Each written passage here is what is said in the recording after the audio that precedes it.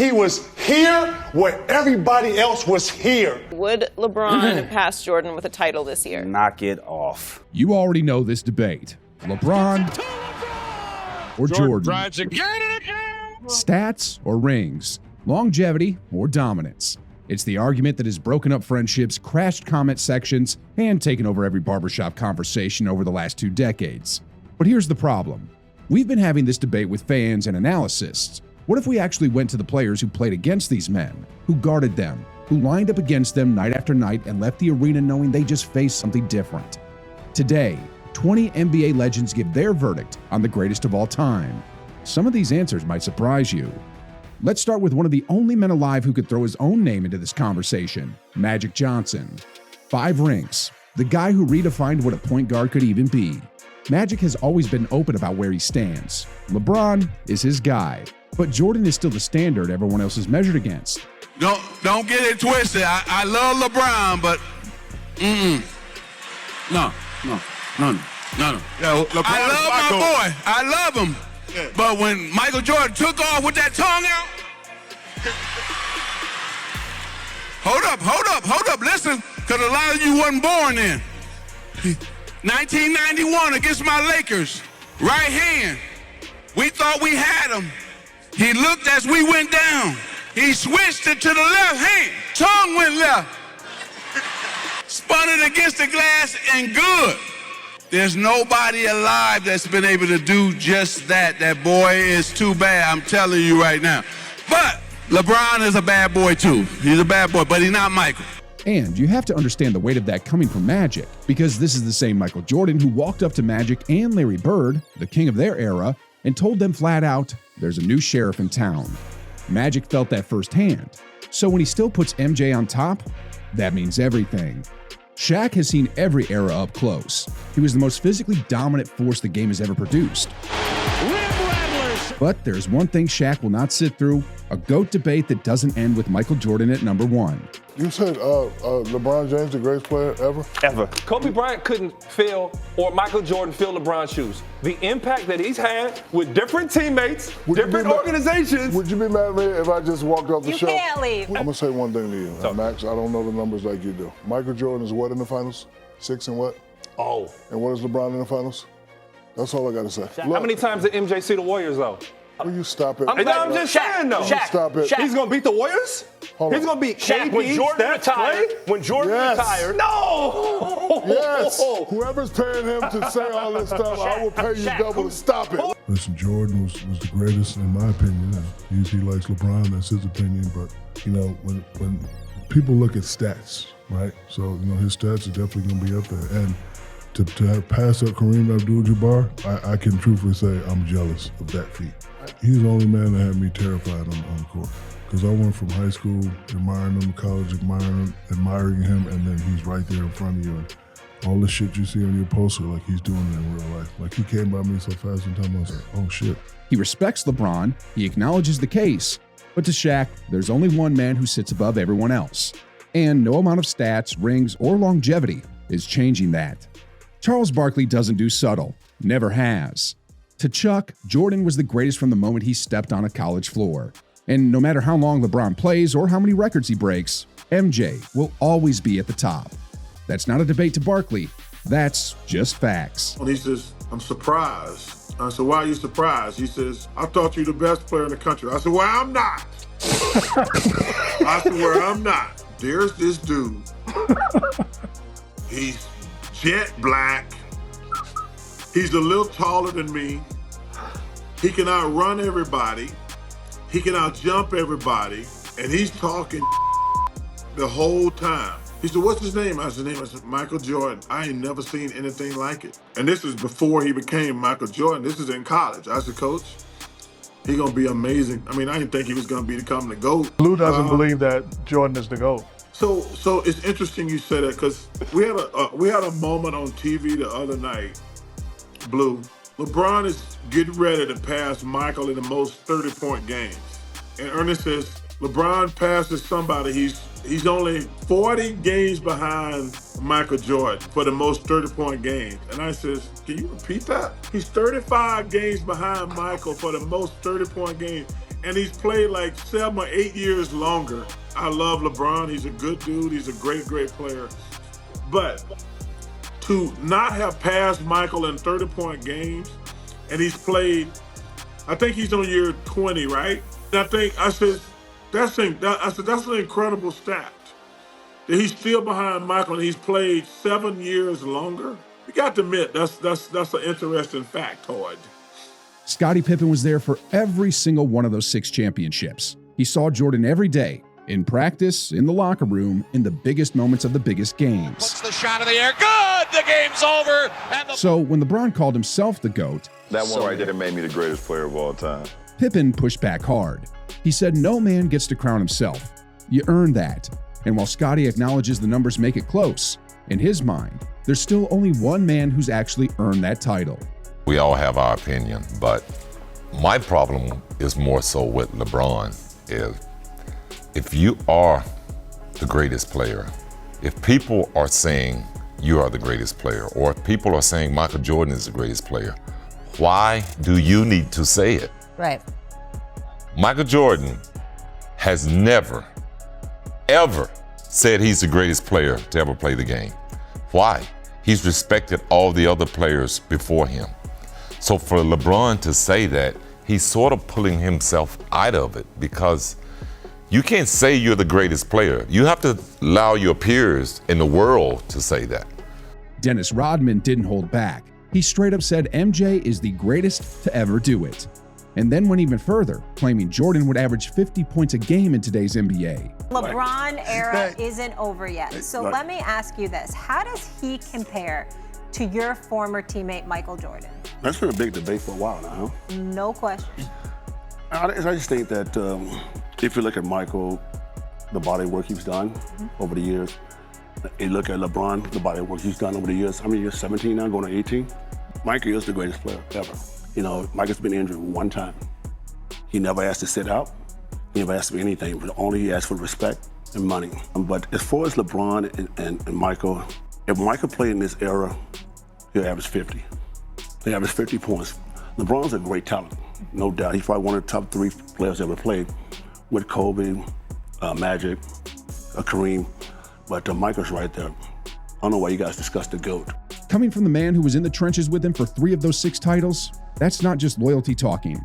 That's a man telling you exactly what he witnessed up close. Kenny Anderson played from the old era into the new one. He's seen it from both sides. And to him, the fact that Jordan did it all with one team, never chasing a ring, never jumping ship, gives him the edge. Who is the GOAT basketball player in your opinion? Michael Jordan, period. I don't need to laugh at y'all. I get it. Everybody says LeBron James and Kobe Bryant. My son, LeBron James. Because they know he hasn't seen Michael Jordan. I've seen Mike. LeBron is one of the best ever to play the game, but when you run around different teams, play with this guy, play with that guy, Mike never did that. Never did that. He stayed and got Pippen, but other than that, it was just they were good players, but LeBron James, Kobe stayed 20 years with the Lakers. LeBron he's always running around playing with Wade, Chris Bosh. Let's look at the record. He got 6 titles, right? Jordan, yeah. 6. He's 6-0. 6-0. He never lost. That's true. That's true. In a league where loyalty is rare and super teams are the norm, Jordan built his entire legacy in one city, one uniform, one mission. That's something even the greatest stat line can't fully capture. Gary Payton made a career of shutting down the best players alive. He guarded everybody, and he's one of the few men on this list who can speak from real experience and what it felt like to go toe-to-toe with the very best night after night. Forget the Jordan LeBron comparisons per se. I've never seen Jordan run from a defensive assignment. In my opinion, I don't want to use the word running because I'm not trying to disrespect LeBron, but I will say this. There have been many, many occasions where I would have liked to have seen him accepting the tougher defensive assignment, and that is not something that he has been prone to do. If anybody would know whether or not that statement is true, it would be you, GP. Your thoughts? Well, it is true. I think it's a different little era with them, too. Michael Jordan always took it to a point that he wanted to guard the best player, even with myself. Even if I start talking trash at him, he would always tell Scottie Pippen, look, I'm taking Gary tonight. He would always take the best basketball player on that thing. But I think now in this era, LeBron doesn't want to tire himself out because he does so much on his Cleveland basketball team. It's a difference. Michael Jordan really didn't have a mindset of, I don't care if I do tire myself out, I'm going to go and take this guy because I want to prove to him that I am the better basketball player. I think that LeBron doesn't have that mindset that he wants to do that every night because he knows that he does so much on his team and he has to exert himself so much that he doesn't do it. He does not have Scottie Pippen. He does not have guys like that who can help him out on a Chicago team. When GP shares his verdict, it's not based on highlights or nostalgia. It's based on what he felt on the court. In that perspective, it's different. Isaiah Thomas had some of the most brutal battles with Jordan in NBA history. The Bad Boys Pistons literally built a defensive scheme just to try and stop him. So nobody understands the difficulty of that task better than Isaiah. I know we talk about Jordan, but he leads in no statistical basketball category. But yet we say there's an argument about him being the best. But then when you look at Kareem and you look at LeBron, those guys lead in several statistical categories, but yet we say somebody else is better, and I'm just giving you like the evidence, right? Here's the evidence, and what 15 years from now, when the next generation come along, and they talk about how great LeBron James was and how great Kevin Durant was and Steph Curry was. It won't even be a conversation or a debate. Your generation right now is the only, y'all say we hating on y'all hating on yourself. Every time we ask you who your top 10 is, you list 10 guys from the 80s. His take is one of the most honest ones you'll hear. He points out that today's generation still leans MJ, but says LeBron's statistical dominance deserves a real seat at the table. He's not dismissing LeBron, he's just being straight with you. Tracy McGrady sees it differently. For T-Mac, the GOAT debate has nothing to do with stats. It's about mentality. And nobody in the history of this game had that mentality like Michael Jordan. I disagree with Zeke. I think Jordan is the greatest of all time in my book. For me, I think just completely just taking over games, when it really counts. Not deferring to anybody at any given time. Yeah, there's times where he passed off to a John Paxson or, a Steve Kerr. Yeah, but when it's time to get a bucket. Jordan, open, Chicago with the lead. MJ was that dude to take over a game, averaging 40 in the finals one year, winning that championship. I mean, defending the best players. I can't, he's just the greatest to me, man. The killer instinct, the refusal to lose, the way he turned everything. A stare, a trash talk line, a throwaway preseason game into fuel.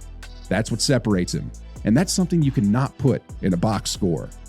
Dwayne Wade gives us one of the most balanced takes in this entire video. And it makes sense because Wade is one of the few people here who experienced LeBron not from across the court, but standing right next to him every single night. LeBron Jordan debate. LeBron Jordan debate. Okay.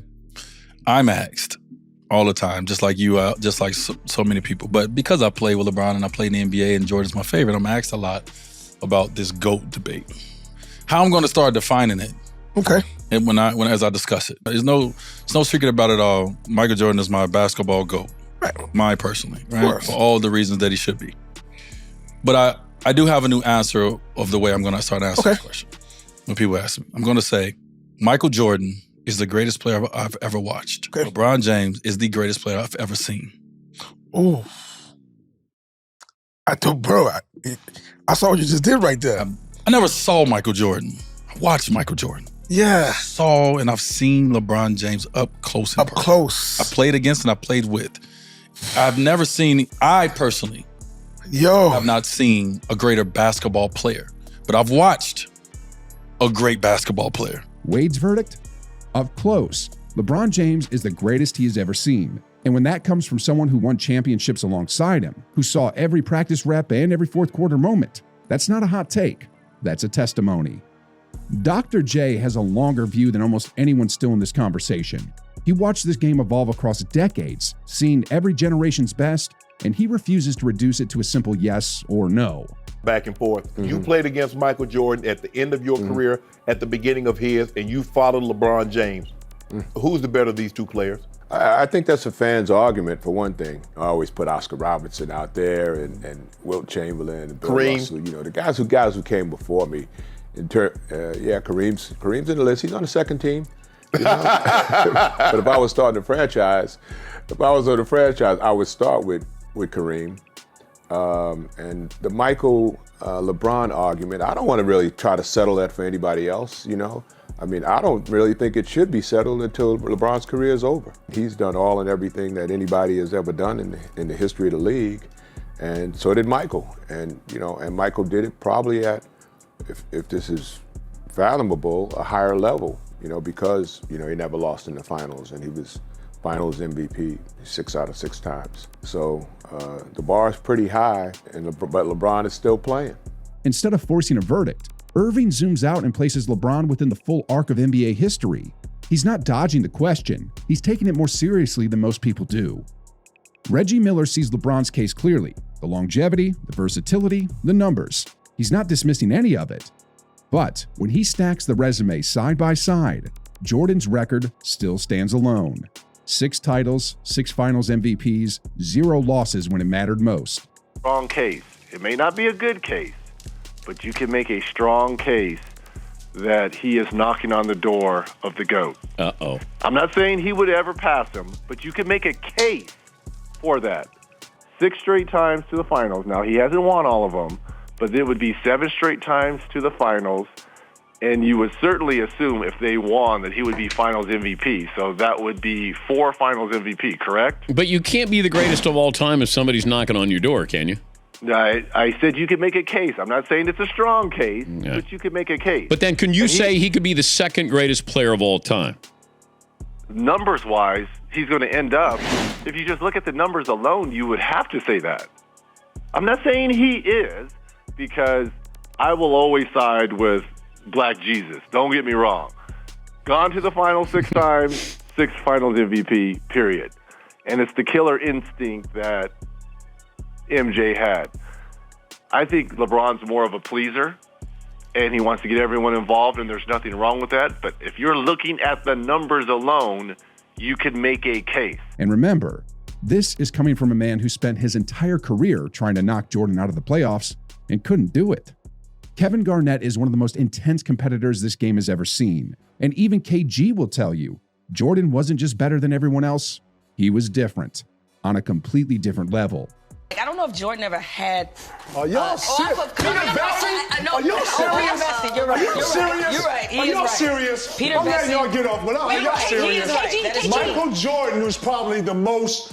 First off, he was probably the one out of professional sports. He was here where everybody else was here.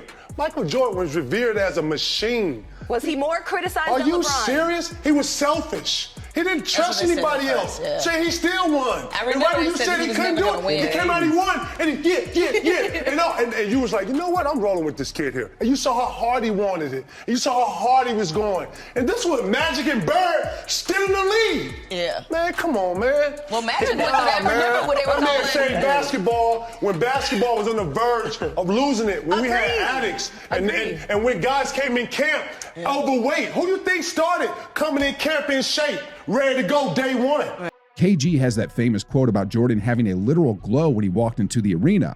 And if you watch him say it, you'll realize he's not being poetic.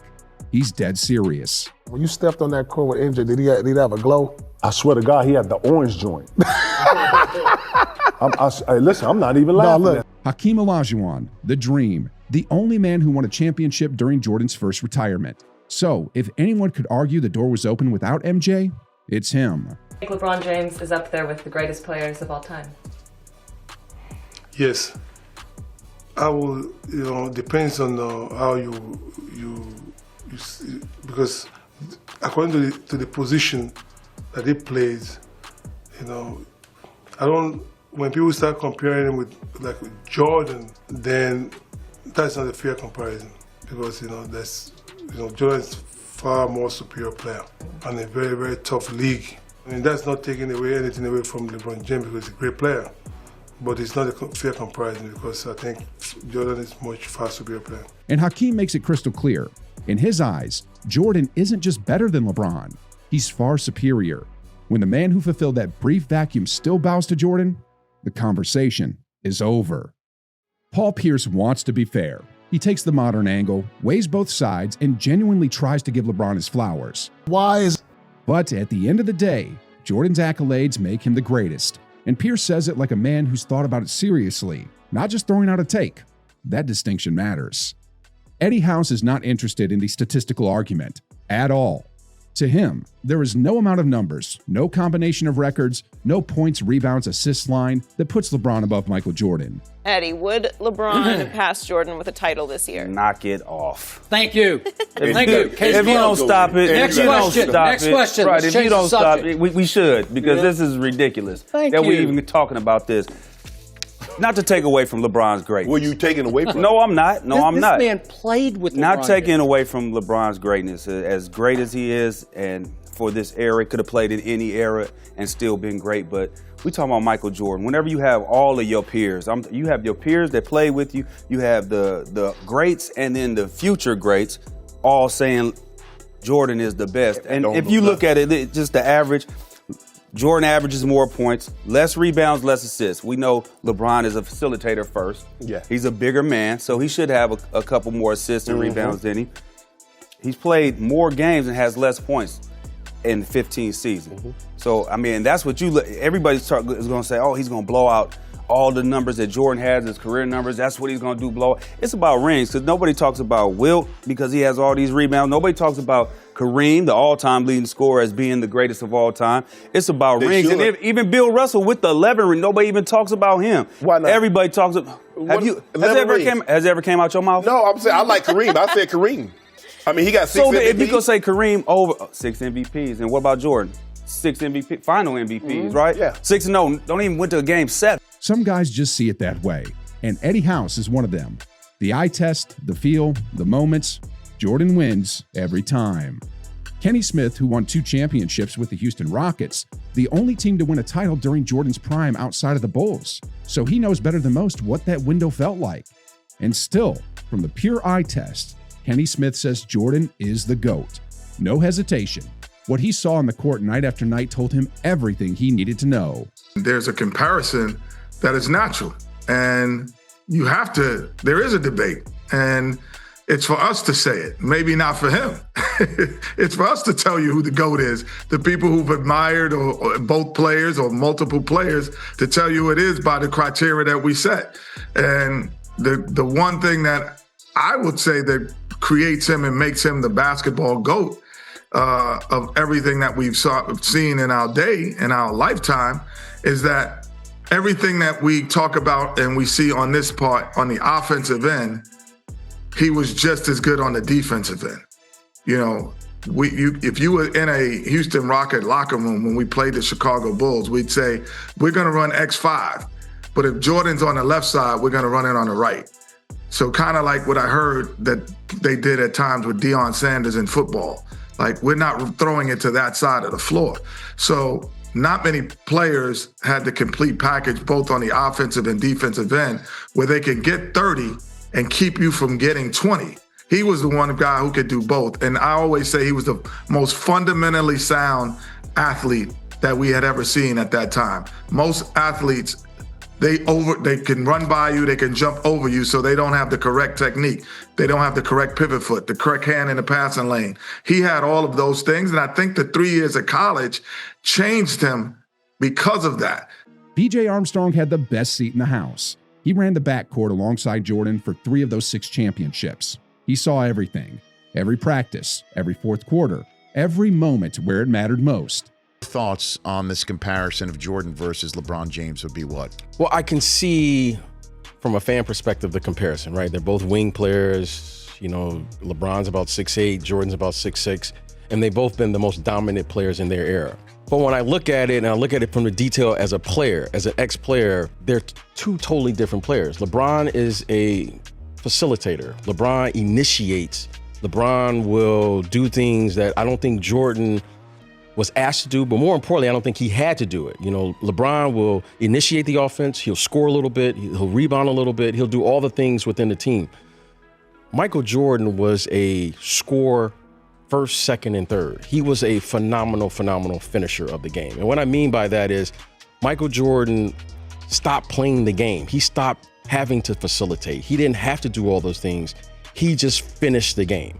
He finished it. He was, I think, the game's greatest finisher because he had no weakness in his game.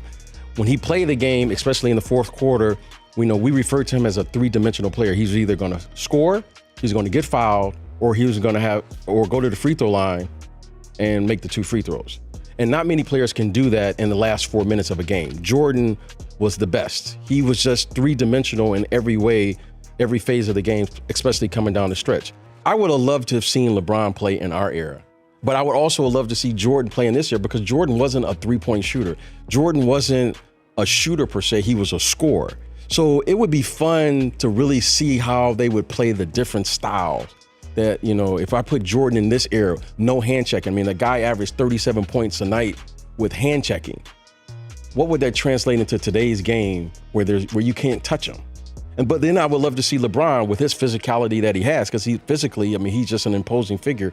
I would love to have seen him play against those physical. Would have somebody with an arm bar right in the small of his back. I would have loved to have seen how he would have played against the Charles Oakleys and the Rick Mahorns and the Buck Williams and the physicality of the game. So it would have been fun to play, but without question, I want to say this about both. LeBron James is this generation's best player. And I think Jordan was clearly that generation's best player. Now, who's the best? I think I'm biased. I would say Michael Jordan, just because mentally what he was able to do, and I knew him. Michael Jordan is not going to back away from any level of competition or any, player that comes up. And BJ describes Jordan as the game's greatest finisher, three-dimensional in every phase. The guy who, in the last 4 minutes of a game, had no weakness. You couldn't take anything away from him because he could beat you in every single way. For Jim Jackson, this isn't about stats or rings. It's about a specific quality that separates the truly great from the greatest. And when he breaks down what LeBron is missing compared to Jordan, he puts it in a way that's hard to argue with. Because at the end of the day, these are two completely different players. And that difference is exactly the point. One, LeBron hasn't established himself as far as, is he going to be a scorer? Is he going to be an assist guy? He hasn't singular defined that. So he's all over the place. And that's a good thing for him. Because now he's not going to be, if he wanted to average 35, he could do that if he zoned in on that. No question. Now, here's the other part of it. Who's writing the narrative? We're living in today's world where it's all about, we still are used to seeing Michael Jordan and talk Mike Jordan. 15, 20 years from now, it's millennials who are going to be writing the narrative in regards to what they saw, who they saw. LeBron James' name is going to be up there on top of that list in regards to what they saw and what they felt. So the narrative today is Michael Jordan. 15, 20 years from now, it may be something totally different. Who do you think was a better player? Or Jordan or LeBron? Two different players from a basketball perspective. Two totally different players. True, but you're picking sides. Who you picking? I say Michael Jordan. Okay. Michael Jordan.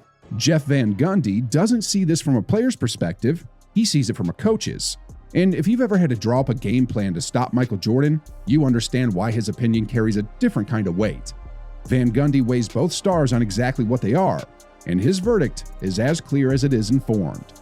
I don't think you can argue that the greatest basketball career to date, and still adding to it, is LeBron James. I just don't think you can argue that. With all he's been able to accomplish, all the records, and really the longevity is just, really an incredible feat. The best player in any one game to win it, if you had to put all the marbles, to state it, there's a lot of ones that you could go with, but my personal one I would take Jordan to win one game, because I think the combination of athleticism, skill, I never see anything quite like that. Like, guy goes off and plays baseball for 2 years. Hey, I want to play basketball again. 10 days later, he's getting 55 in the garden again. I mean, it's like, what's happening here? So after 20 legends, what's the verdict? Honestly, there isn't one clean answer, and that's exactly the point. What you do get is a pattern. The legends who guarded Jordan, who lined up against him in the playoffs, who felt the full weight of his competitive fury, almost all of them put MJ at the top. No debate, no hesitation. But the ones who stood next to LeBron, who watched him operate from the inside, they saw something they'd never seen before either. A player so complete, so durable, so dominant across so many years that the argument doesn't feel disrespectful anymore. It feels legitimate. And maybe that's the real answer. This debate stays alive not because people can't make up their minds, but because both men did something that had never been done before. Jordan redefined what a competitor could be. LeBron redefined what a player could be. Depending on which lens you look through, the GOAT might look completely different. But one thing every single legend on this list agreed on, you were lucky just to be alive to watch both of them.